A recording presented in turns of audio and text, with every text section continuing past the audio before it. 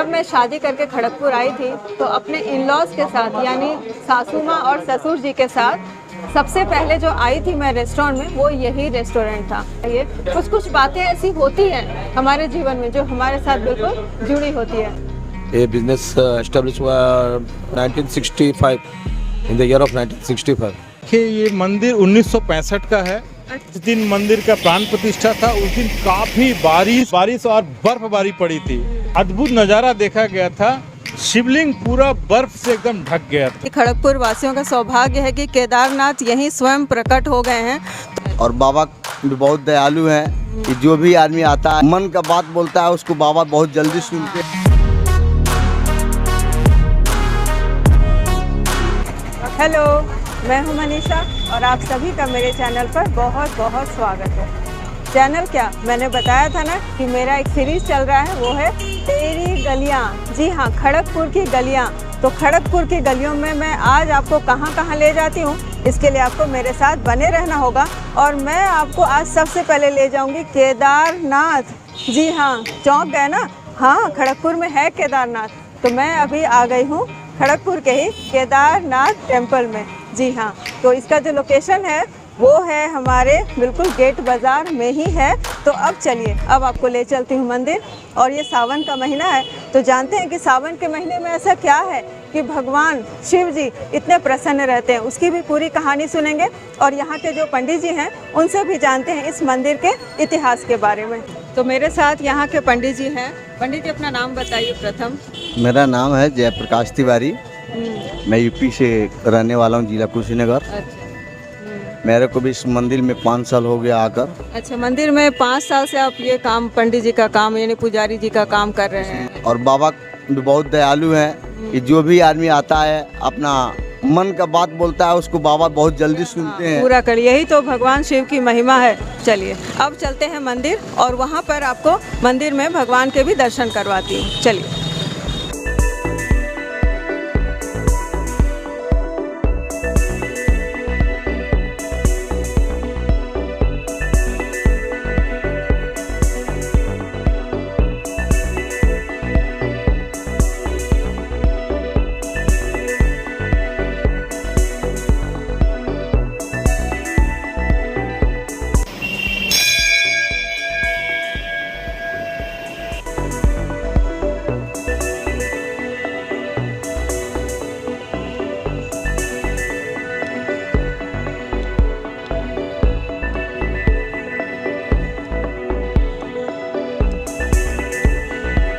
तो भगवान भोलेनाथ के दर्शन आपने किए, बहुत मन को शांति मिलती है। बीच बीच में मंदिर में आती रहती हूँ। और आज जो मैं मंदिर आई हूँ, ये केदारनाथ मंदिर, सावन का महीना है और इसमें भगवान भोलेनाथ की बहुत महिमा होती है। वो बहुत प्रसन्न रहते हैं। जो मांगो ऐसा माना जाता है कि ये मुराद पूरी हो जाती है। तो सावन के महीने में ही भगवान शिव इतने प्रसन्न क्यों होते हैं, ये बहुत लोगों को जिज्ञासा होती है। तो मैं आपको बताऊं कि हमारे पुराणों के अनुसार ये एक कथा प्रचलित है कि देवी सती ने जब अपने पिताजी दक्ष के घर में अपने शरीर का त्याग किया था, शरीर के त्याग करने से पहले उन्होंने ये शपथ ली थी, ये प्रतिज्ञा ली थी कि हर जन्म में वो भगवान शिव को ही अपने पति के रूप में प्राप्त करना चाहती हैं। और जब उनका दूसरा जन्म हिमालय राज, पर्वतराज हिमालय के घर में हुआ, तब उनकी पुत्री के रूप में उन्होंने जन्म लिया। और तब जाकर उन्होंने इसी महीने में यानी सावन के महीने में ही पूरे महीने तक घनघोर तपस्या की और भगवान शिव को प्रसन्न किया और भगवान शिव को अपने पति रूप में प्राप्त किया। और भगवान शिव प्रसन्न हुए और उस समय से ही माना जाता है कि ये जो महीना है ये भगवान शिव को पसंद आने लगा और वो बहुत प्रसन्न रहने लगे। और एक्चुअली बात क्या है कि ये जो सावन का महीना होता है उसमें जो नक्षत्र है ना उसको श्रावणी नक्षत्र कहते हैं, यानी श्रवण नक्षत्र भी कहते हैं। तो इस वजह से भी इस महीने का नाम, ये खास महीने का नाम सावन पड़ गया है, श्रवण से सावन। तो मुझे उम्मीद है कि ये कथा भी आपको ज़रूर पसंद आएगी। तो चलिए अब चलते हैं यहाँ के, आपको कुछ और नज़ारों के दर्शन कराते हैं।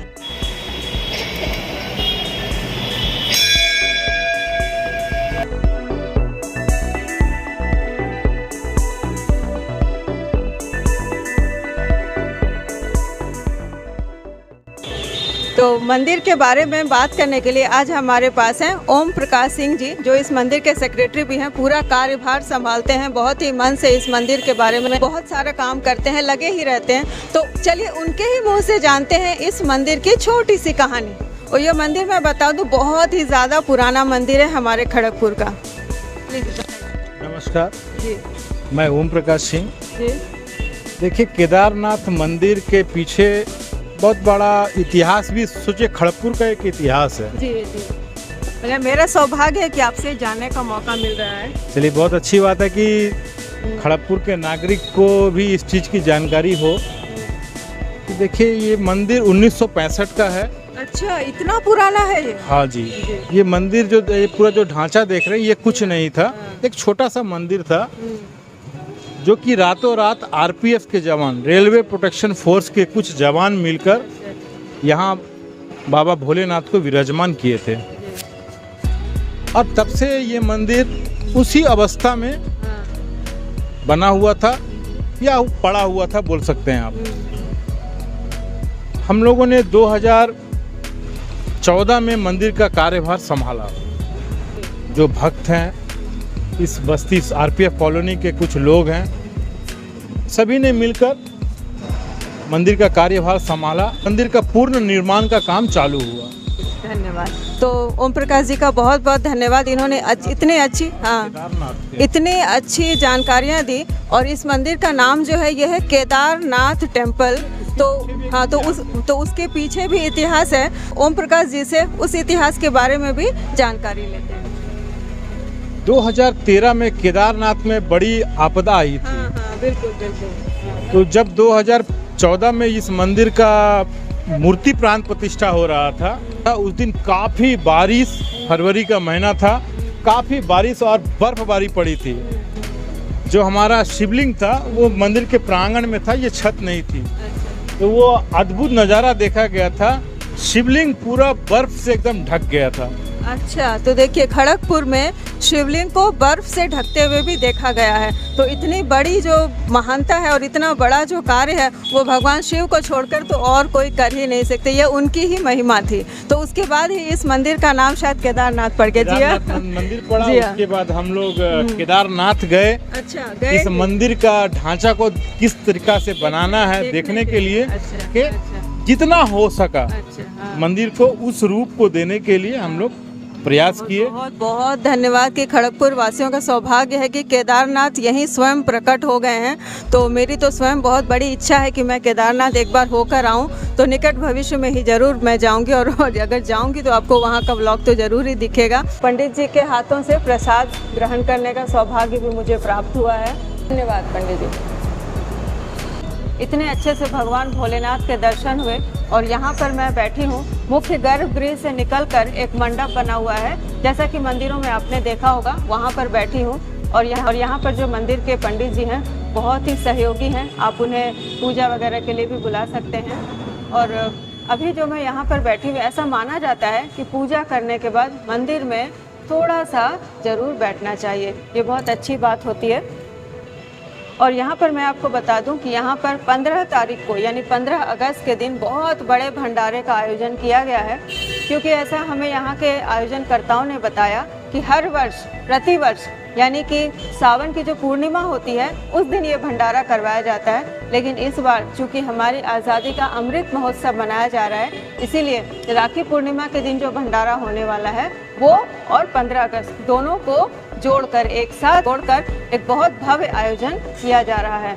तो यहाँ के आयोजनकर्ताओं की तरफ से उन्होंने कहा है कि सभी खड़गपुर वासियों को वो आमंत्रित करते हैं। तो अगर मौका मिला मुझे तो मैं ज़रूर यहाँ पर आऊँगी और उस दिन का प्रसाद तो ज़रूर ही ग्रहण करूँगी। तो पूजा तो मेरी हो गई और अब भगवान पूजा के बाद अब बारी है पेट पूजा की। जी हाँ, पहले प्रसाद ग्रहण करूँगी, फिर यहाँ से हम जाएंगे किसी एक अच्छे से रेस्टोरेंट में नाश्ता करने के लिए।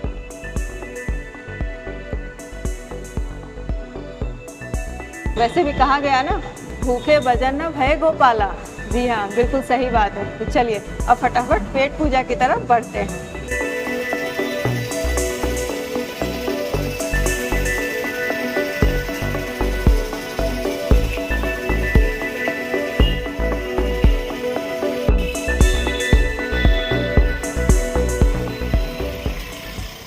तो नाश्ता करने के लिए मैं आ गई हूँ मुर्गन विलास, जैसा आप ऊपर देख सकते हैं। और ये रेस्टोरेंट बहुत ही पुराना रेस्टोरेंट है। और सबसे बड़ी बात है कि मैं आपको पहले भी बता चुकी हूँ कि ये हमारे खड़गपुर में ना साउथ इंडियन प्रभाव यानी दक्षिण भारतीयों का प्रभाव बहुत ज़्यादा है। तो उस हिसाब से ना ये दक्षिण भारतीय खानों के लिए एक फेमस होटल है। तो यहाँ हम आज क्या खाने वाले हैं? बिल्कुल डोसा ही खाने वाली। तो चलिए दिखाते हैं मुर्गन विलास का डोसा, जो पूरे खड़गपुर में बहुत ही ज़्यादा फेमस है। और इससे ना एक मेरा एक इमोशन भी जुड़ा हुआ है, वो आपको मैं खाते खाते बताऊंगी।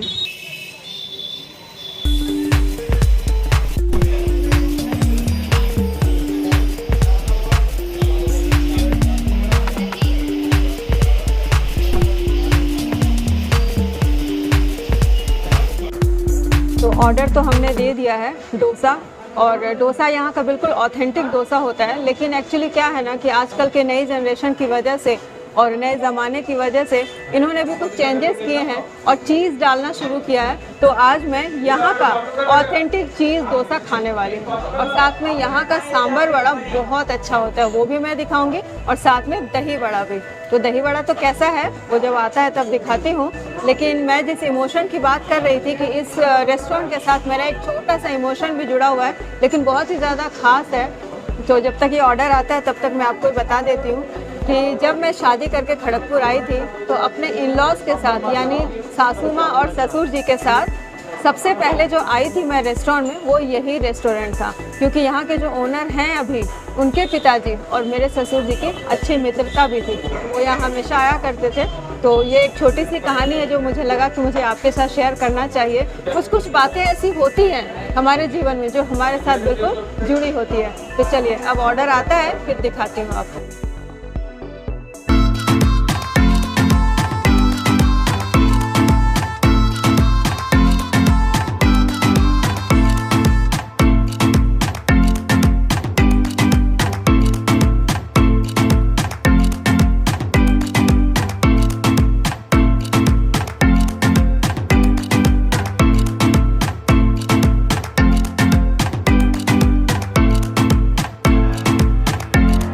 ऑर्डर हमारा आ गया है, बहुत बड़ा साउथ इंडियन प्लेटर हमने ऑर्डर दिया है।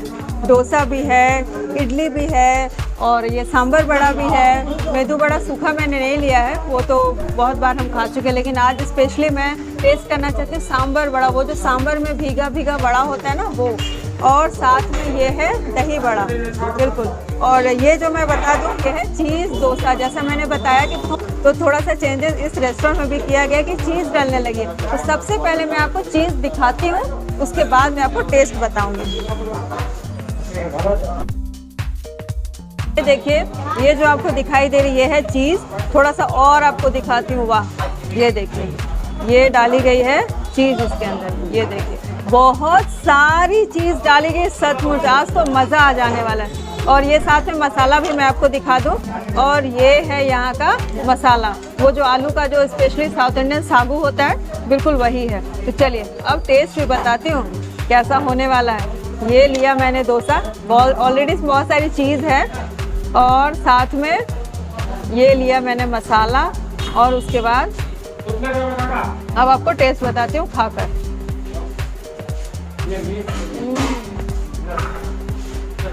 बहुत टेस्टी है, बहुत ज़्यादा। अब मैं आपको ना चटनी और सांभर के साथ दिखाती हूँ, क्योंकि अभी तो मैंने चीज़ की वजह से ना सिर्फ इसे ऐसे ही खा लिया। और वैसे भी यहाँ का जो सांभर है वो बहुत ही ज़्यादा खास होता है। ये मैं नहीं कह रही हूँ, आप पूरे खड़गपुर में किसी से भी कह लीजिए, किसी से भी पूछ लीजिए मुर्गन का सांभर, वो कहेंगे बिल्कुल एक नंबर, सच में। तो ये देखिए, ये है सांभर, ये है यहाँ की सांभर, बहुत ही ज़्यादा टेस्टी होती है। बहुत बहुत अच्छी। तो पम्पकिन का स्वाद है, इमली डाली गई है खटाई के लिए, और थोड़ा सा तीखा भी है। जो साउथ इंडियन डिश है, आपको पता है तीखा का साइड जो है वो प्लस होता है। और ये है कोकोनट की चटनी।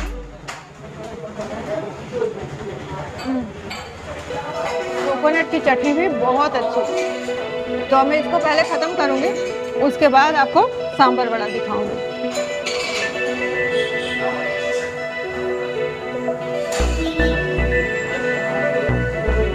तो डोसा के बाद जो चीज़ मैं खाना चाहती थी वो है सांभर वड़ा।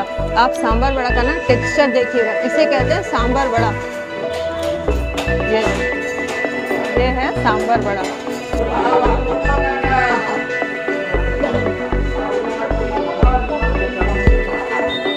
बहुत सॉफ्ट है, बहुत ही ज़्यादा सॉफ्ट, बिल्कुल मतलब मुंह में जैसे ना घुल जाए। बहुत अच्छा। सांभर थोड़ा सा खाकर देखती हूँ अलग से। और गर्मा गर्म सांभर वड़ा का ना स्वाद बहुत अच्छा लगता है मुझे, बहुत ही ज़्यादा। तो चलिए अब आपको इडली टेस्ट करके बताती हूँ। मैं फिनिश करूँगी थोड़ी देर में, तब तक मैं इडली भी खा लेती हूँ। ये तो पहले साइज़ देख लीजिए, ये है इडली। और इडली अभी बनाई, अभी जब हम होटल में एंटर हुए तो हमें बताया गया कि इडली अभी चढ़ी हुई है। यानी यहाँ पर मैं बता दूँ क्राउड इतना होता है, बहुत ज़्यादा क्राउड होती है, भीड़ बहुत होती है। सुबह 6 बजे से ये होटल खुल जाता है, ये रेस्टोरेंट खुल जाते हैं और रात को 10 बजे तक आपको एक जैसी भीड़ यहाँ पर दिखाई देती है। तो चलिए अब आपको इडली का स्वाद बताती हूँ।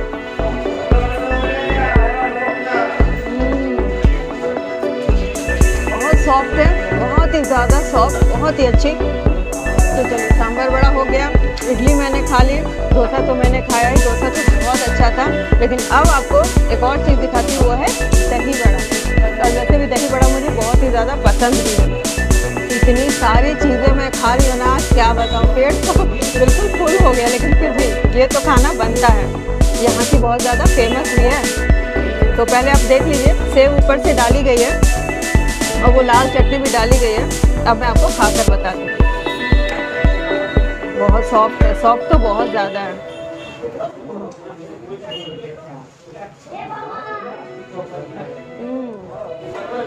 बहुत सॉफ्ट, टेस्टी और बिल्कुल मुंह में जैसे घुल जा रही है। मतलब क्या बताऊं कि अगर आप 3-4 भी खा लो ना तो ऐसा लग रहा है कि आप रुक नहीं पाएंगे। तो इस इलाके में आते तो मुर्गन में ज़रूर आइए, आप निराश बिल्कुल भी नहीं होंगे। तो चलिए, खाना इतना अच्छा एंजॉय किया हमने, मुझे सभी कुछ बहुत ज़्यादा पसंद आया। तो यहाँ के ओनर से ही मैं आपको मिलवाती भी हूँ और इस रेस्टोरेंट के बारे में उन्हीं से मैं जानती हूँ। तो खाना तो मैंने बहुत एंजॉय किया, बहुत अच्छा था। पूरा साउथ इंडियन प्लेटर, सच में बिल्कुल ऑथेंटिक स्वाद, बहुत ही टेस्टी। तो चलिए अब यहाँ के ओनर से ही जानते हैं इस रेस्टोरेंट की कहानी कि वो हमें आज क्या क्या बता रहे हैं। तो मैं यहाँ पर हूँ मुर्गन विलास रेस्टोरेंट में के.आर. श्रीनिवास जी के साथ। तो चलिए उन्हीं से जानते हैं इस रेस्टोरेंट की कहानी।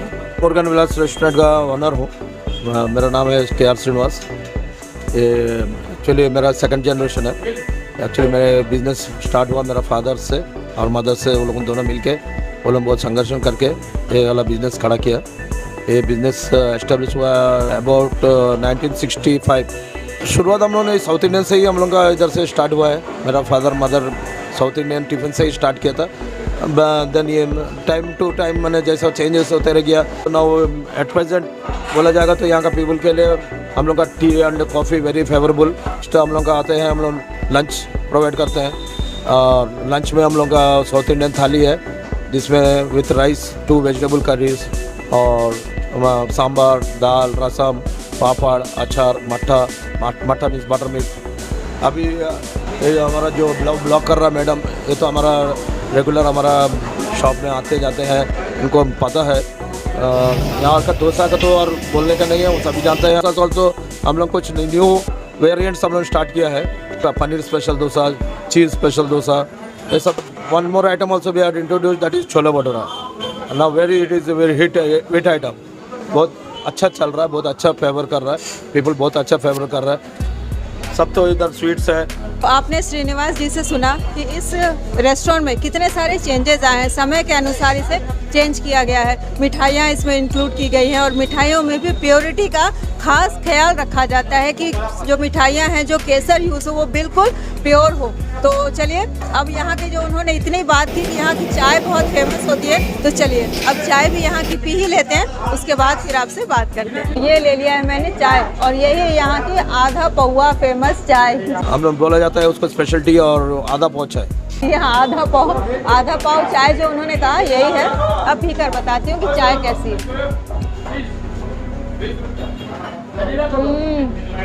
एकदम रिफ्रेशिंग। चाय के लिए आदमी लोग कहाँ से आते हैं, बहुत दूर दूर से आते हैं। जितना कुछ खाया मैंने ना, अब लग रही है बहुत ही अच्छा लग रहा है, बहुत बहुत अलग सा एहसास हो रहा है। सच में बहुत स्ट्रॉन्ग चाय है, दूध भी अच्छी डाली गई है, पत्ती भी अच्छी डाली गई है, बहुत अच्छी चाय। बस ख़त्म करती हूँ मैं चाय।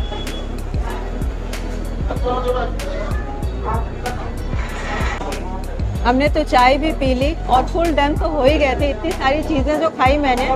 लेकिन अब श्रीनिवास जी ने कहा कि आप केसर भोग तो बिल्कुल खा कर ही जाइए। तो केसर भोग और केसर मलाई ये हम लोग का वेरी फेवरेट आइटम है, पीपल ये बहुत फेवर करता है due to we are using very pure केसर।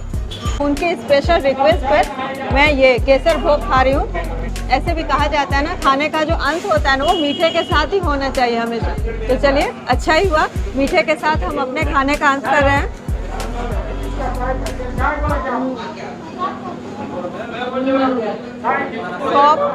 बहुत ही अच्छी, और केसर की जो खुशबू है, केसर का जो स्वाद है हल्का हल्का सा वो भी आ रहा है। और रंग तो है ही, आपने देखा, एकदम लाजवाब, एक नंबर, सचमुच एक नंबर मिठाई है, बहुत ही ज़्यादा टेस्टी है। तो मैं इसे ख़त्म करती हूँ पहले।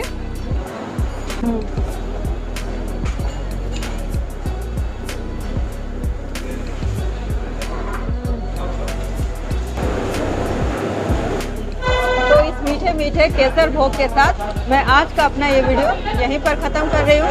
तो आपको मेरा ये पूरा सीरीज़ तेरी गलियाँ कैसा लगा, और ख़ास करके आज का ये एपिसोड यानी खड़गपुर में केदारनाथ और ये मुर्गन विलास का एपिसोड आपको कैसा लगा, मुझे कमेंट में बताते रहिए। और मुझे आपके आइडियाज़ भी चाहिए कि और मैं किस तरह की शूटिंग करूं, और खड़गपुर के बारे में आपको क्या देखना है, ये सभी चीज़ें आप मुझे कमेंट में बता सकते हैं, ताकि मुझे भी अच्छी अच्छी वीडियोस बनाने का जो इंस्पिरेशन है वो मिलता रहे। क्योंकि मैं चाहती हूँ, मैं आपके लिए बहुत सारे वीडियोस बनाना चाहती हूँ, बहुत सारी चीज़ें आपको दिखाना चाहती हूँ। तो चलिए अब मैं आपको मिलती हूँ अपने किसी इंटरेस्टिंग से अगले वीडियो में। तब तक के लिए bye bye, have a nice day.